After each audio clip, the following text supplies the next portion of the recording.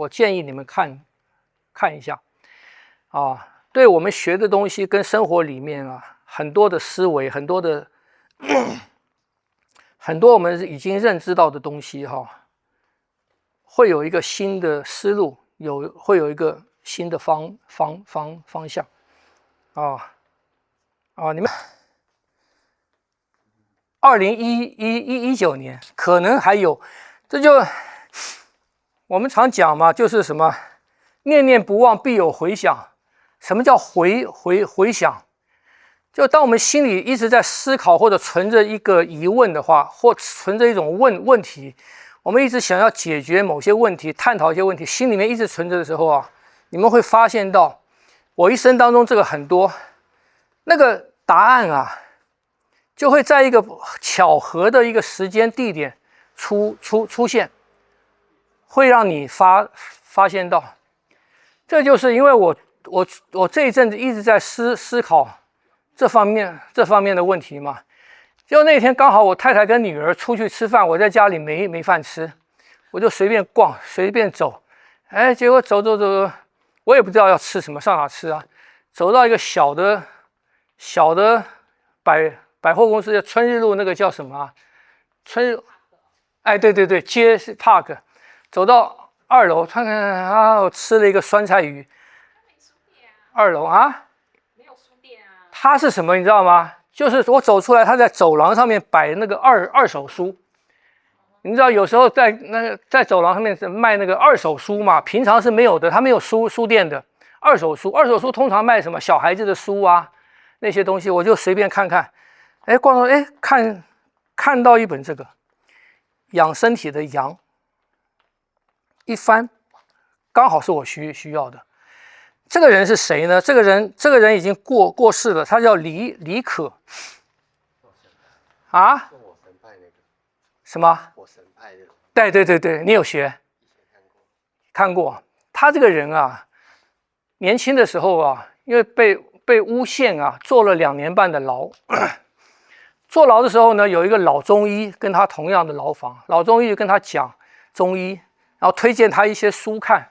他就托人从外面买。他2年半在监狱里面就看医书，看完以后就对中医有兴趣了。他出来就可以给别人看病了，然后考上了中医啊，然后他其实一直在乡下治病啊。后来当了他们那边的一个医学院的院长，然后有很多经历。他是实战派的，他50年的时间看病50年哦，都是背着药箱在山里面走啊，一个村一个村啊，一个家一个家哦，这个人真是，而且基本上不收费的，有些药就需要就收一些，看了10几万人，摸了10几万人的脉，然后我上次讲中医没有进步嘛，没有新的药方嘛，他有，而且他敢用，他把别人从已经快死了，已经濒临死亡了，已经什么没有了，把他从那个地方救回来，救了很多人。他用什么？他用毒，他用一种药很毒的禁用的，以前禁用你要用的可以很小的量，他用了几十倍、上百倍的量，人家吓死了，就把那个人救活了。他用那个东西为主啊，就救了很多人，从死亡边缘救回来。这个人他学的东西呀，因为他前面没有这个包袱，他前面没有包袱，没有门派的成见啊。那他看了以后呢，他就认为火神派，这个火神派主要是护阳气的，他就往这个方向。他讲所有的人生病啊，见到阳虚的人大概10之8九，阴虚的不足10之1、2。那很多我们看中医都讲阴虚嘛，肾亏啊，阴虚啊。他说不是阳虚。那什么叫做阳虚？就是我们身体里面的阳气啊，阳气弱了。那他讲这个阳气是什么？就我们所谓的正气嘛。这个是什么？就是先天之气跟后天之气在一起产生的那个混沌之气。先天之气就是我们讲的肾的，从我们生下来带来的身体本身的能量。后天之气是由脾胃我们吃东西产生的。这两个东西混合起来，变成一个混沌之气。这个东西是他讲的阳气跟正气。那大部分的人啊，因为疲累啊，或者吃东西吃的不对啊，或者生活习惯啊，基本上这个阳气都在往外散，都在消耗。他说啊，只要是阳气不到的身体，阳气不到的地方就会生病。所以他一般看病把脉，他就先从阳气不到的地方，先把那个阳先救起来啊。所以他走的是这个路。这本书里面有很多他个人的心得，就我说他是实战派的，他很多的东西，这不是他写的文章，这是也是一个中医访问他的啊，访问他的，所以对于问题会比较集中，而不是像一般的中医书啊，比较深奥啊，所以他讲的是比较生活化的，他的心得。那里面有很多东西很值得我们参考的啊。比方我讲的，冬天不要出大汗，夏天也不要出大汗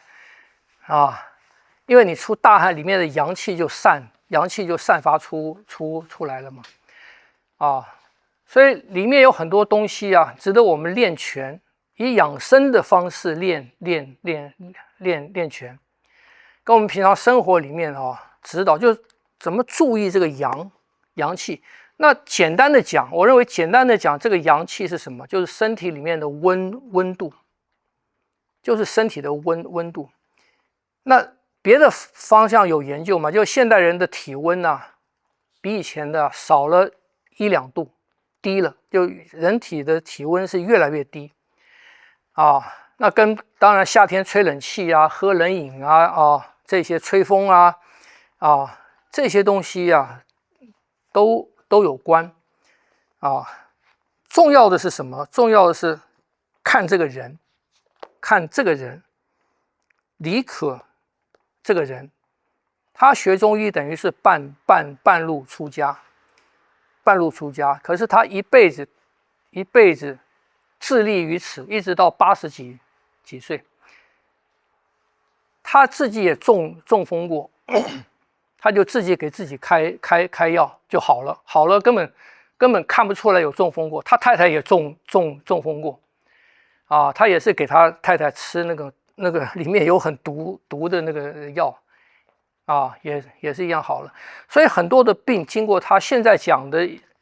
一些不好的，像新冠啊、心脏的很多病，现在要开刀啊或什么，或者癌啊什么，有很多。他都用这个方法治愈了成千的人，上千的人。你看他这个经验啊，当然中医里面像他讲有很多派嘛，有很多派别嘛，我们可以看他其实他不承认自己是火神派，因为他没有这个师承嘛，他只是看了很多医书，他认为火神派的这个人这个理论讲的东西是对的，他认为是对的，而他后来尝试，他往这个方向去治愈，效果也非常好所以他推崇这个。那这个里面我们看到很多什么，就是学中国的这些东西啊，学中医啊，中国武术啊，你或者说中国的音乐啊，中国的绘画啊，传统的跟现在的有什么差别？就是现在是讲中西医合并嘛？你是台中那个学院的吗？不是，现在都是学中医，就是讲中西要合并，中医还要去学西医什么？他说这完全不行的，两种思路，它根本是两种思路，你会冲突的。跟我们练拳一样嘛，你学中国武术，它是一种思路嘛，你用西方的这种练身体，它是另外一种思路。你这两种思路分不清楚，混在一起，你就会打架。而你不可能用西方的那个身体观、那个思路来练中国武术，你不会懂的所以这里面看到他走过来的路啊，里面，然后他的心得，这种人的东西值得看，就是什么？他讲的东西完全是他自己的体验，他经历过，他走过来，他实际上看病，实际上看了十几万人。摸脉摸了十几万人的脉，他是根据这个讲出来的话。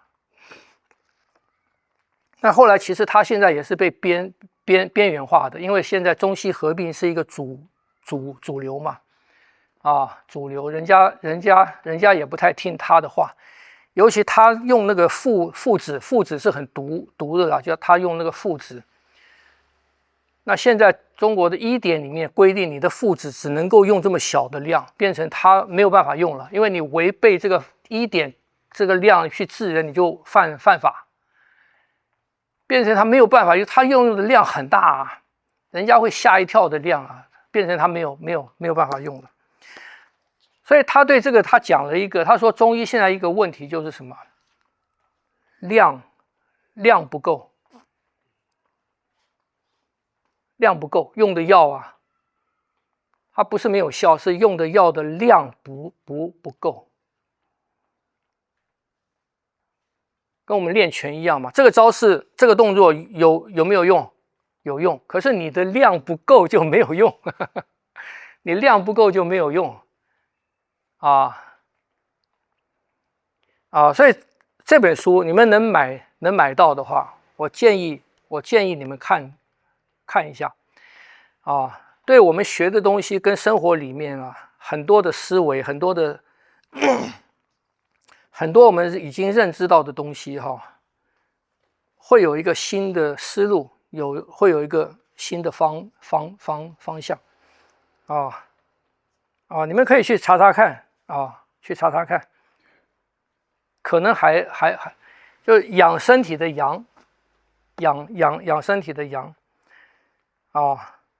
养生跟治病的关键是锁住体内阳气，就这样子。所以我们所有的行为是保持住我们的阳气，让身体变凉的东西，让里面变空的东西，让里面的阳气出来的都不要做。所以我上次跟你们讲，泡温泉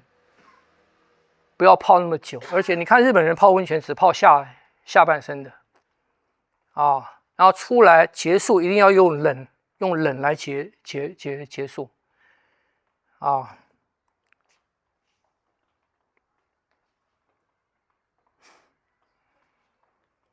他说阳气是易伤难复，容易受伤害，但是很难复原的是人体物质代谢与生理功能的原动力决定生殖、生长、发育、衰老、死亡的决定因素所以了解一下，认识这个阳。我们讲阴阳平衡嘛，它里面提到一个观念是什么？阴跟阳不是平等的，是阳为主导，是阳为主导，来让阴来平衡它，而不是阴阳在同一个位阶上面的平衡还是以阳为主，以阳为首的所以就养生，我们现在大部分是练养生嘛，你练所以我现在不主张苦练嘛，我一直不主张苦练了，我们不是那个时代了，以养生为主的话，就不要苦练，不要出大汗，不要出大汗，尤其是中年以后的。年纪轻的时候也是一样，年纪轻的时候，因为年纪轻的时候把阳消耗了或者伤害了，你后面很难补的，很难补好吗？这是推荐你们看很多观念的建立是点点滴滴建立起来的啊，我们从这些资讯里面啊去筛选跟我们合适的啊，跟我们合适的观点思维，然后慢慢建立起来我们自己的一些人生观啊、价值观啊，一些对生命的看法啊。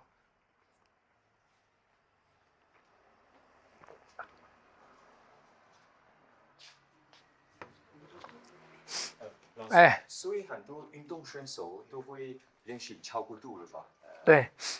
对，所以你练习过度了以后，你看你在后面的时候啊，你在后面就会衰老的很快，哎，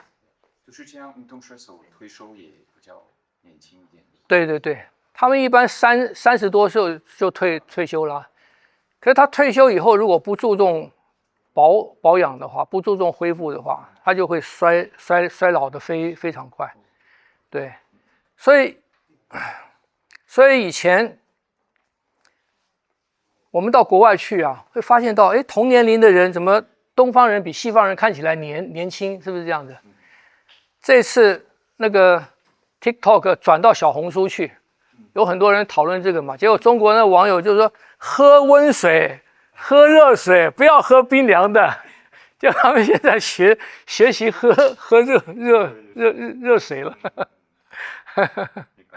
晓得吗？我们东方中国人就是说传统下来就是不要喝冰凉的，冰凉的东西不入口，就比体温低的东西，你就不要吃下去，因为什么？因为吃下去的身体要有多余的热来去消化它嘛，是不是？啊，中医就不大鼓励流太多的汗，这样子对心脏是对，比较不利。你们练拳哈，你会发现到啊，你练拳，比方你练太极拳，或者你走掌，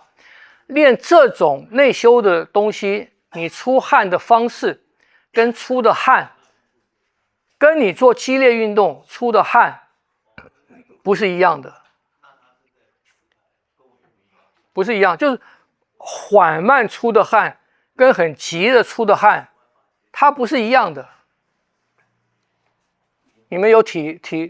会到吗？啊？哦，跟你喝水一样嘛。你喝水，你那个温水，你喝水慢慢的一口一口的喝，它进入到身体以后，你可以去感觉它下到身体以后，它的扩散的方式，跟你一大口一大口的灌，它的流动的方式是不一样的。你一大口一大口，它就直接就下去了，晓得吗？你如果一小口一小口的，它在中间的地方，它会逐渐的被吸收，逐渐的被吸收啊，所以出汗也是一样啊，你刚才练这个，它会出汗，它会缓缓的出。我们的肌肉跟筋骨在拧转的过程当中，在拧转的过程的时候，它会排出，把一些不容易排出的一些废物啊，或者积聚的东西啊，会把它慢慢吸，慢慢渗透出来啊，就跟拧毛巾啊什么一样的嘛。所以拧转这个拧转这个身体的运动方式啊，它对身体的健康的